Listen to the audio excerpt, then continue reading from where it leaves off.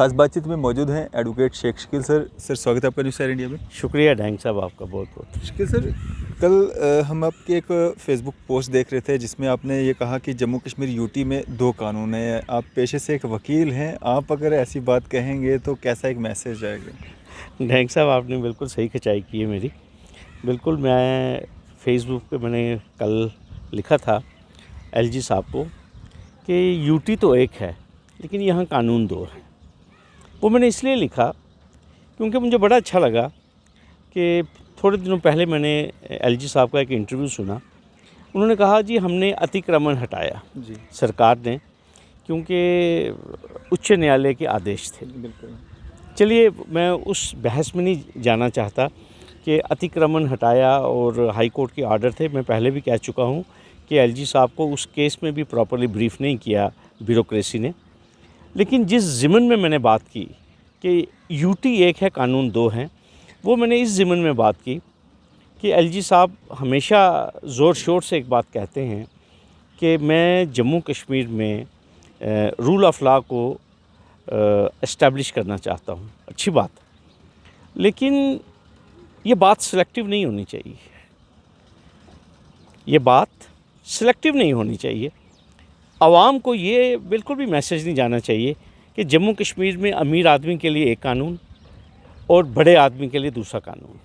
Selective कहाँ पे हो रहा है सर? देखिए सिलेक्टिव ऐसा है, एक तरफ से अतिक्रमण हटाया जा रहा है और रेफरेंस दिया जा रहा है हाई कोर्ट के आर्डर का, जबकि हाई कोर्ट ने बिल्कुल नहीं कहा था कि आपने अतिक्रमण हटाना है, डिमोलिश करना है। हाई कोर्ट ने सिर्फ ये कहा था कि रोशनी तहत एक्ट के तहत जो है वो सैफ अली और उसका परिवार जो है वो ओनरशिप राइट्स के लिए एंटाइटल नहीं है, वो कहीं और पे जाकर अपनी रेमेडी को तलाश करें। हाई कोर्ट ने तो ये नहीं कहा कि आप जाकर उनके घर तोड़ दीजिए। लेकिन जिस केस में मैं एलजी साहब को ये बताना चाहता हूँ, जिस केस में डिवीज़न बेंच ने, जो कि हाईएस्ट कोर्ट है जम्मू कश्मीर की, 9 अक्टूबर 2020 को तकरीबन पौने 2 या 2 साल होने लगे हैं, डिवीज़न बेंच ने कहा और स्ट्रिक्चर्स पास किए, जम्मू डेवलपमेंट अथॉरिटी की खिंचाई की हाई कोर्ट ने कि भाई ये कैसी जम्मू डेवलपमेंट अथॉरिटी है जो बड़े बड़े मगरमच्छ हैं उनसे तो इंक्रोचमेंट जिन्होंने की हुई हैं, उन इंक्रोचमेंट्स के ऊपर जो है वो लैंड जो है जेडीए करोड़ों अरबों रुपए की, वहाँ तो जेडीए लैंड को रिट्रीव करना नहीं चाहती। तो बाकायदा हमने हाई कोर्ट के नोटिस में ये चीज़ लाई थी कि खसरा नंबर 781 है गांव दिल्ली में मार्बल मार्केट में, जहां पे जम्मू डेवलपमेंट अथॉरिटी की 156 कनाल ज़मीन है। तो डैंग साहब और मैं आपकी वसादत से एलजी साहब से बात कर रहा हूं कि जनाब 156 कनाल ज़मीन एलजी साहब within limits of Jammu municipal corporation marble market में जो है वो अंडर एनक्रोचमेंट है, लेकिन जम्मू डेवलपमेंट अथॉरिटी की कोई दिलचस्पी नहीं है उस ज़मीन को रिट्रीव करने की। और ये भी मैं बता दूं एलजी साहब, दिलचस्पी क्यों नहीं है, क्योंकि वहाँ पर एक वरिष्ठ नेता जो हैं, जो पिछली सरकार में पीडीपी बीजेपी सरकार में पीएचई मंत्री थे, उनका नाम है चौधरी श्याम, जो सुचेतगढ़ से विधायक बने थे और फिर उसके बाद मंत्री बने। तो उनके जो भाई साहब हैं छोटे, वो बहुत बड़ा मीडिया हाउस उस जेडीए की ज़मीन से रन कर रहे हैं।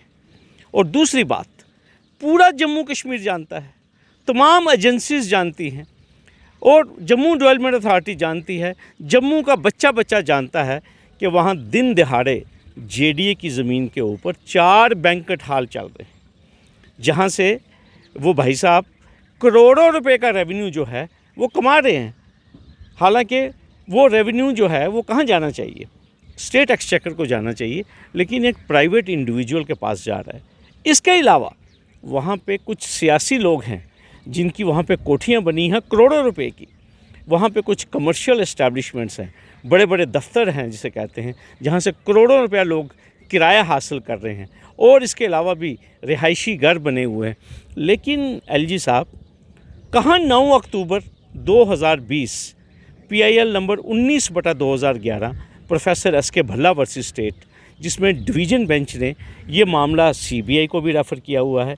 इसमें बड़े बड़े लोगों के खिलाफ पर्चे भी लगे हुए हैं। इससे पहले क्राइम ब्रांच ने भी इस मामले को देखा, लेकिन वहाँ पे मुझे समझ नहीं आती, वहाँ पीला पंजा जो है वो जम्मू म्यूनसिपल कॉरपोरेशन का हो या जम्मू डेवलपमेंट अथॉरिटी का हो, वहाँ पीला पंजा नहीं चल रहा।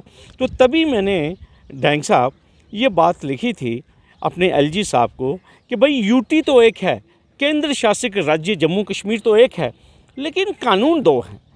सर, रूपनगर की अगर हम बात करें, रूपनगर में जिस तरह से जेडीए ने पीला पंजा चलाया और 127 अलॉटीज़ को उनके प्लॉट्स जो हैं हैंड ओवर करवाए, बड़ी वाहवाही जो है लूटी जेडीए डिपार्टमेंट ने। क्या आपको लगता है कि हाई कोर्ट के ऑर्डर्स के बाद भी अभी तक जो 2020 से कार्रवाई नहीं हो रही है वो अब सामने आएगी, क्योंकि इतने अच्छे ऑफिसर्स आए हैं, बैठे हैं कुर्सियों पर? देखिए, बात ऐसे है, मगोत्रा साहब वाइस चेयरमैन है जेडीए, ठीक है, और उनकी जो इंटेग्रिटी है, उनकी जो छवि है, उसके ऊपर कोई सवालिया निशान नहीं उठा सकता। बहुत ही भले मानस और अपराइट ऑफिसर हैं। लेकिन मैं एक चीज़ आपको कहना चाहता हूँ डैंग साहब, जब मैं कहता हूँ ना सिलेक्टिव टारगेटिंग, इशारा कहीं और से आता है। ये जो रूपनगर में किया गया, ये कोई मगोत्रा साहब की दिमाग की उपज नहीं है जी। ये कहीं से इशारा आता है कि कहाँ कहाँ टारगेट करना है लोगों को। तभी मैं कहता हूँ कि ये सिलेक्टिव टारगेटिंग है। आप मुझे एक चीज़ बताइए, रूपनगर का जो उच्च न्यायालय के आर्डर का रेफरेंस दिया जा रहा है वो था 16 दिसंबर 2021। जी। 2 हफ्ते भी नहीं दिए गए, 2.5 हफ्ते भी नहीं दिए गए।